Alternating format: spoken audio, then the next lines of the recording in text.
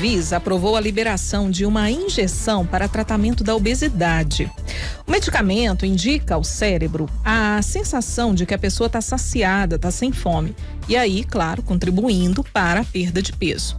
A notícia ganhou muita repercussão. Afinal, né, não seria diferente. Num país com 22% da população obesa, é claro que essa notícia correu rapidamente, né? Isso, e despertou a curiosidade, enfim, todo mundo querendo saber que injeção é essa. E sobre esse assunto a gente vai conversar agora com a presidente da Sociedade Brasileira de Endocrinologia e Metabologia Regional Minas Gerais, Flávia Coimbra Pontes. Flávia, boa noite, seja bem-vinda aqui ao Super N segunda edição. Muito obrigado pela gentileza de aceitar o nosso convite. Boa noite a todos, é um prazer estar aqui com vocês. Prazer é nosso, viu, doutora Flávia? Vamos começar falando sobre essa injeção para o tratamento da obesidade. O que ela contempla, qual é a substância que ela tem, o que tem de diferente nessa injeção e por que ela agora foi liberada pela Anvisa? Bom, o medicamento que tem nessa injeção se chama semaglutida. É um medicamento que atualmente ele já está aprovado no Brasil para o tratamento do diabetes. E agora a gente teve essa nova aprovação dele para o tratamento da obesidade. Ele age aumentando a produção pelo intestino de uma substância chamada GLP, que vai atuar tanto no pâncreas, melhorando a produção de insulina pelo pâncreas, e por isso ele contribui no tratamento do diabetes também, mas ele também ajuda em reduzir a motilidade gástrica e atua a nível central promovendo a saciedade. Por isso também ele é aprovado para o tratamento da obesidade. Então agora nós temos no Brasil a aprovação dele para o tratamento do diabetes e da obesidade, sendo que para o tratamento da obesidade a gente usa em doses um pouquinho mais altas que a gente ainda não tinha disponível aqui no Brasil. Doutora, a partir da aprovação, né? Como é que as pessoas, por exemplo, que se interessaram, estão interessadas em saber mais e até a fazer, né, um tratamento a partir dessa injeção que foi aprovada, como é que as pessoas vão poder ter acesso? Quais são os passos agora? Porque muita gente, às vezes, escuta a notícia e fala assim, então agora na farmácia ali da minha esquina eu vou conseguir comprar, eu vou poder comprar, enfim, como é que é o trâmite, como é que as pessoas vão poder ter acesso a esse medicamento?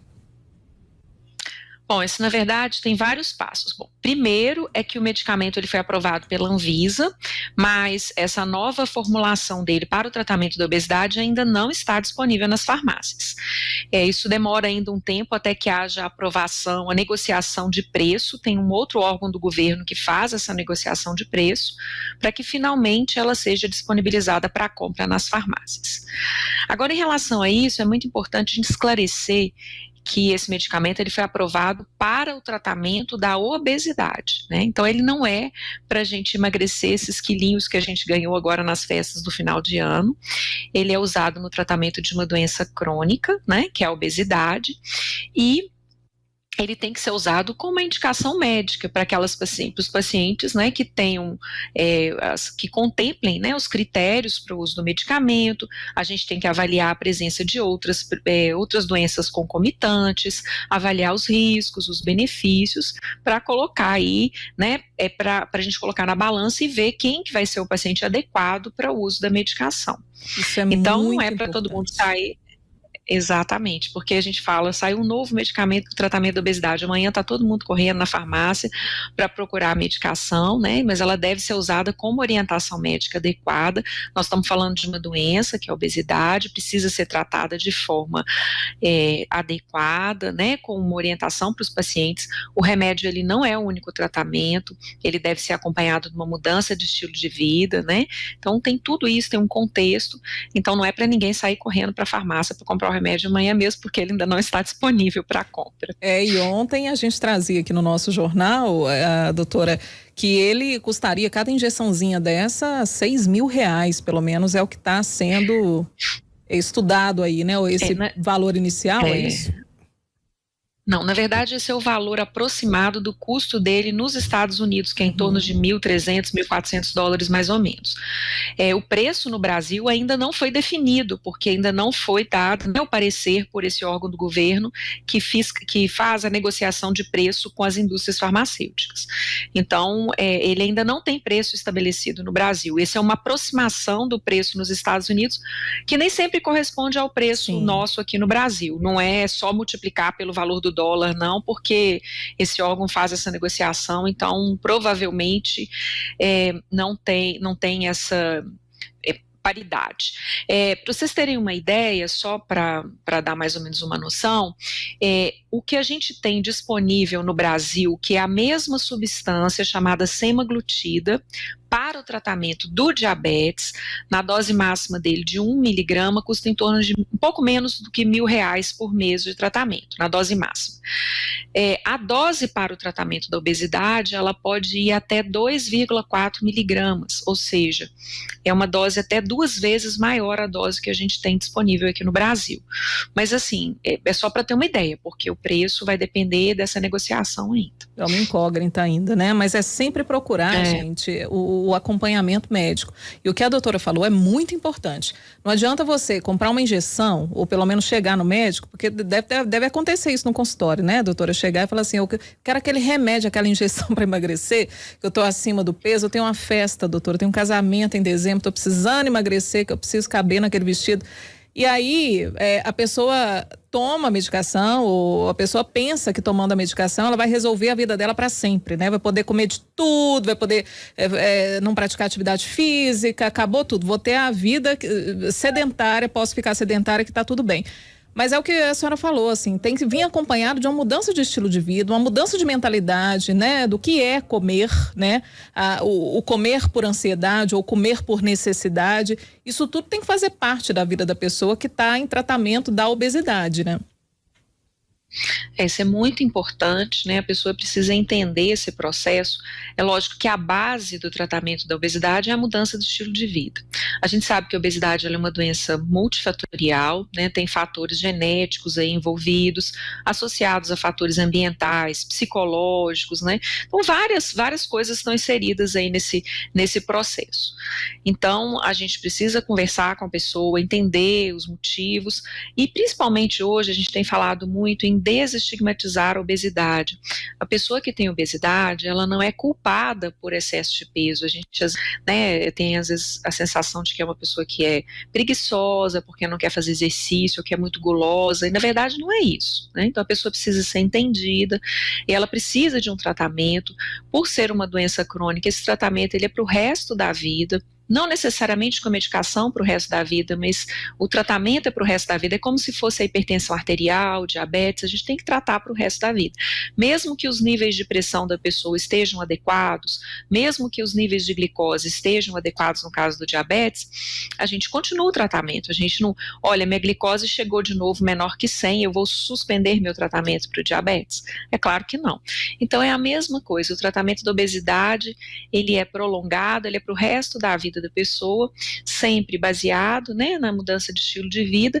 E é claro que hoje essa medicação, a grande expectativa é porque é pela primeira vez o medicamento que a gente tem disponível que conseguiu perda de peso em média de 17% do peso corporal. Para vocês terem uma ideia, os tratamentos que a gente tem anteriormente disponíveis dava uma perda de peso em torno aí de 5 a 10% do peso corporal.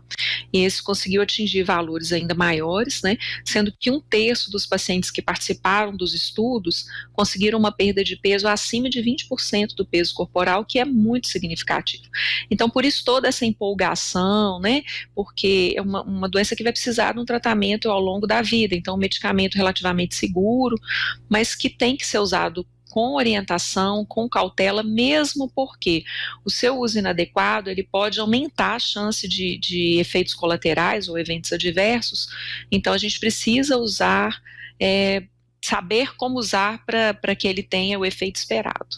A gente está conversando aqui no Super N segunda edição com a presidente da Sociedade Brasileira de Endocrinologia e Metabologia Regional Minas Gerais, Flávia Coimbra Pontes.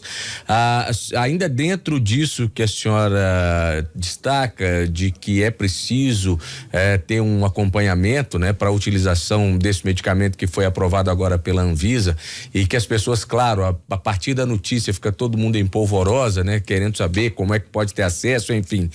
A gente pode destacar também que até para as pessoas que têm e que já foram diagnosticadas com obesidade, pode ser que esse não seja o medicamento a ser indicado, ou esse é um medicamento indicado para aquelas pessoas que já tiveram esse diagnóstico, hein, doutora? Olha, ele é indicado para as pessoas que têm um diagnóstico de obesidade, mas é claro que cada pessoa tem suas características. Então, por exemplo, a gente sabe que mais ou menos 10% dos pacientes vão ser diagnosticados como não respondedores ao medicamento. Isso porque existe vários tipos como nós falamos aqui, várias causas da obesidade, né? Então, para alguns tipos de paciente, para a maioria dos pacientes, na verdade, a resposta é muito boa. Então, a gente precisa avaliar quem que é o paciente que vai ter uma resposta boa, aqueles que terão resposta um pouco menos importante. Por exemplo, uma pessoa que tem diabetes, ela é uma ótima candidata para usar esse medicamento para o tratamento da obesidade. A gente sabe que o diabetes e a obesidade são doenças que andam ali muito próximas uma da outra, né? Então a gente vai ter a vantagem adicional do controle do peso associado a um melhor controle da glicose, né? Dos valores de açúcar no sangue. É claro que cada um é cada qual.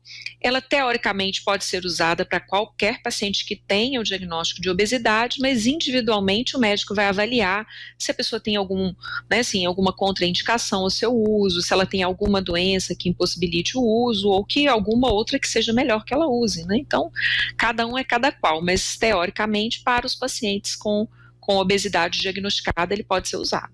Doutora Flávia, do ponto de vista de saúde pública, o que essa injeção representa? Num cenário em que temos hoje 20% de obesos, em 2030 a Organização Mundial de Saúde acredita que esse número pode chegar a 30%, né, em 2030. Então, do ponto de vista de atendimento, de saúde pública, o que representa essa medicação? Olha, essa questão da saúde pública é um pouco mais complexa, porque a princípio esse medicamento ele não está sendo aprovado para uso pelo SUS, né? Isso é um processo longo, para que isso aconteça vão ter que existir estudos que mostrem a custo-efetividade, né? Que por ser um medicamento caro, tem que mostrar que é custo-efetivo tratar a obesidade no SUS com esse medicamento, que eu acredito que não é uma coisa que vai ser feita muito rapidamente, né? Então, infelizmente, e a gente viu, né, o preço dele é um medicamento bastante caro, eu não acredito que a curto prazo ele possa ser, né, liberado para ser usado em nível de saúde pública, ainda não, infelizmente. A gente tem uma pergunta, inclusive, do nosso ouvinte, o Geraldo, lá de Santa Bárbara. Ele pergunta se tem como saber, por exemplo, doutora, quando a pessoa tem tendência a ganhar peso. E se, imagino também aqui, pela pergunta dele, se existe, por exemplo, um IMC indicado para uso, por exemplo, dessa injeção. É qualquer obeso, vamos dizer assim, né? Porque existem graus diferentes de obesidade. Olha, o tratamento medicamentoso para a obesidade, ele está indicado naqueles pacientes que têm o IMC, né, o índice de massa corporal acima de 30, ou pacientes que têm o índice de massa corporal acima de 27, associado a uma comorbidade que possa ser melhorada com a perda de peso. Por exemplo, uma pessoa que tem diabetes e tem um índice de massa corporal acima de 27, ela tem indicação de tratamento medicamentoso. E aí, é claro que nós vamos avaliar individualmente cada pessoa, e se ela tiver, né, assim, não tiver nenhuma contraindicação para o uso, tiver um perfil adequado para usar, qualquer pessoa com índice acima de 30 poderia usar sem nenhum problema. Inclusive, assim, como a gente viu nos estudos, esses pacientes que têm uma perda de peso, né, de 17% a 20%, isso aí é muito importante para aqueles pacientes que têm graus maiores de obesidade, né? Doutora, a senhora falou que acredita que não vai ser num curto prazo que esse medicamento vai ser utilizado para tratamento da obesidade no SUS, e que aí, em termos de saúde pública, isso pode ter um impacto, mas a longo prazo, quando for aprovado, enfim, quando a gente passar por todos esses processos e esses trâmites. Mas como é que nós estamos em relação ao tratamento da obesidade pelo Sistema Único de Saúde? Em que nível estamos aqui no Brasil? Como é que a senhora avalia isso? Olha, infelizmente a resposta para essa pergunta não é muito boa, não, né? Nós temos centros do SUS, né? Serviços credenciados para serviços de endocrinologia de uma forma geral, alguns com tratamento específico voltado para obesidade. Nesses centros, a gente tem, né, implementação de mudança de estilo de vida, orientações, né, acompanhamento com nutricional, profissional de educação física, endocrinologista.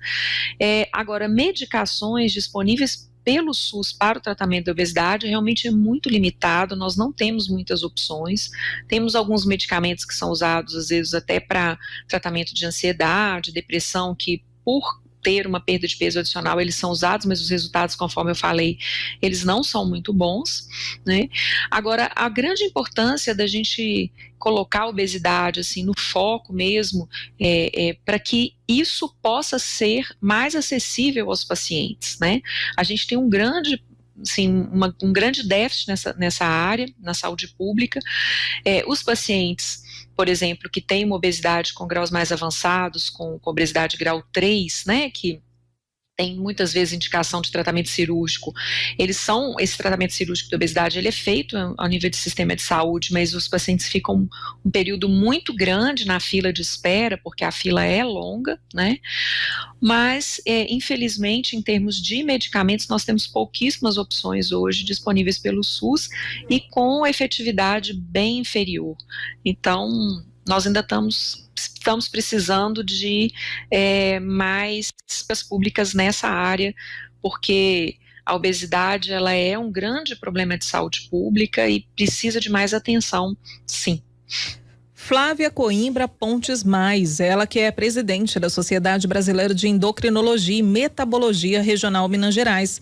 Ela conversou aqui conosco, né, a respeito dessa injeção para tratamento de obesidade que suscitou tanta curiosidade. A gente, claro, trouxe a doutora Flávia logo aqui para esclarecer todas as dúvidas para você. Doutora Flávia, obrigada, viu, pela presença, pela participação, e a gente espera recebê-la aqui em outras oportunidades. Muito obrigada, eu que agradeço o convite, estou à disposição. Boa noite, doutora.